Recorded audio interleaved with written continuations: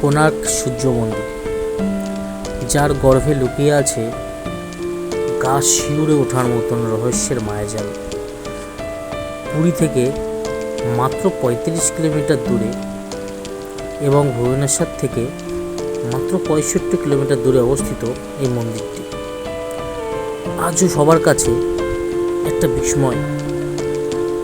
এই মন্দির নানা আশ্চর্য কাহিনী আজও প্রচলিত রয়েছে মানুষের মুখে মুখে। শোনা যায় এই মন্দিরের চূড়ায় স্থাপন করা হয়েছিল ৫২ টন ওজনের একটি বিশাল চুম্বক, কিন্তু সেই চুম্বক আজ আর দেখা যায় না। কিন্তু কেন? এই মন্দির কোনো দেবতার বিগ্রহ দেখতে পাওয়া যায় না, কেনই বা এখানে কোনো দেবতার পুজো করা হয় না? এই মন্দিরে রাতে ভ্রমণ বা রাত্রি যাপন করা সম্ভব নয় কেন? ইত্যাদি প্রশ্নের উত্তরে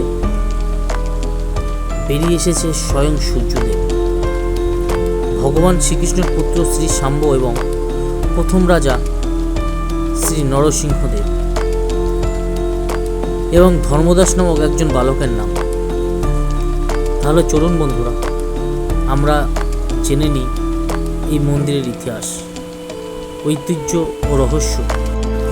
তবে শুরু করার আগে অনুরোধ করব, চ্যানেলটিকে সাবস্ক্রাইব করে পাশে থাকবেন। আপনাদের অনেক অনেক নতুন ভিডিও উপহার দেব, কথা দিচ্ছি। কোণার্ক সূর্য মন্দিরটি নির্মিত হয়েছিল ১২৫৫ খ্রিস্টাব্দে। সে সময় রাজবংশের রাজা ছিলেন প্রথম নরসিংহদেব।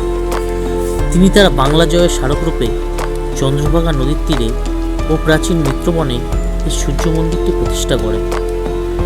গোটা মন্দিরটি নির্মিত হয়েছে ভগবান শ্রী সূর্যনারায়ণের রথের আকারে। কোণার্ক নামটি গঠিত হয়েছে কোণ ও অর্কের সংমিশ্রণে। আপনারা জানেন অর্ক শব্দের অর্থ হল সূর্য, আর তাই সূর্যের বিভিন্ন কৌণিক অবস্থানকে নির্দেশ করে এই মন্দিরটি নির্মাণ করা হয়েছে। সেই কারণেই এই মন্দিরের নাম কোণার্ক সূর্য মন্দির। যেহেতু এটিকে সূর্যদেবের রথের আকারে নির্মাণ করা হয়েছে, তাই সূর্যদেবের রথের মতো এই মন্দিরে রয়েছে ১২ জোড়া চাকা এবং ৭টি ঘোড়া। এই ১২ জোড়া বা ২৪টি চাকা বছরের ২৪টি পক্ষকে নির্দেশ করে। এছাড়াও এর প্রত্যেকটি চাকায় রয়েছে ঘড়ির কাঁটার মতন ৮টি করে দণ্ড। এই ৮টি দণ্ড দিনের ৮টি প্রহর, অষ্টপ্রহরকে নির্দেশ করে। তাছাড়াও এই মন্দিরের ৭টি ঘোড়া সপ্তাহে ৭টি দিনকে নির্দেশ করে। তবে পুরাণ বলছে এই মন্দিরের প্রতিষ্ঠাতা স্বয়ং ভগবান শ্রীকৃষ্ণের পুত্র শাম্ব। একদা নারদের প্ররোচনায় পিতা শ্রীকৃষ্ণ কর্তৃক জরাগ্রস্ত হওয়ার অভিশাপপ্রাপ্ত হন শাম্ব। এরপর সমুদ্র পাড়ে বসে সূর্যদেবের কঠোর তপস্যা করে তার হারানো রূপ ফিরে পেয়েছিলেন শাম্ব। তাই তার কৃতজ্ঞতা স্বরূপ সমুদ্র তীরে নির্মাণ করেছিলেন এই কোণার্ক সূর্য মন্দির। ধারণা করা হয় যে শ্রীকৃষ্ণ পুত্র দ্বারা নির্মিত এই সূর্য মন্দিরটির সংস্কার বা পুনর্নির্মাণ করেছিলেন রাজা নরসিংহদেব। প্রশ্ন হলো, এত যত্নে নির্মিত মন্দিরটির এই বিহাল দশা কীভাবে হলো? প্রথমেই আসা যাক মন্দিরের চূড়ায় প্রতিষ্ঠিত ৫২ টন ওজনের চুম্বকটির কথায়। বলা হয় মন্দিরটির অবস্থান সমুদ্র পার্শ্ববর্তী এলাকায় হয় এই মন্দিরের চুম্বকটি সমুদ্রপথে চলাচলকারী জাহাজগুলোর কম্পাসগুলোকে বিকল করে দিত। এই জন্য সমুদ্রপথে চলাচল নাবিকেরা এই মন্দিরের নাম দিয়েছিলেন ব্ল্যাক প্যাগোডা। চুম্বকের প্রভাবে জাহাজের কম্পাস বিকল হয়ে যেত, ফলে নাবিকেরা দিগ্ভ্রান্ত হয়ে ভুল পথে চলে যেতেন এবং প্রায় দুর্ঘটনার কবলে পড়তেন।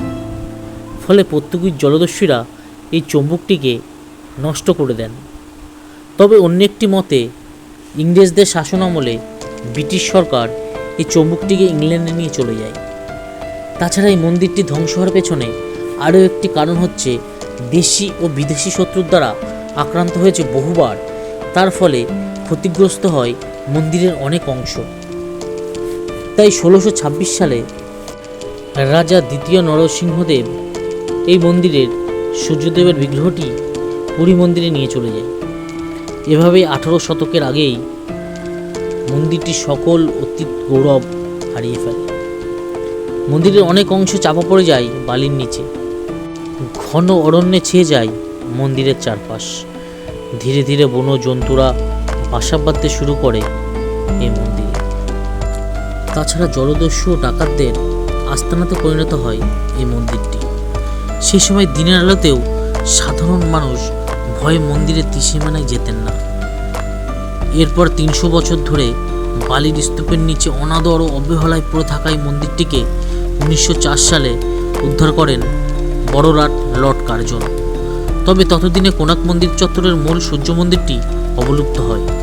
আজকে এখানে যে মন্দিরটি দৃশ্যমান তা আসলে নাট মন্দির, মূল মন্দির নয়।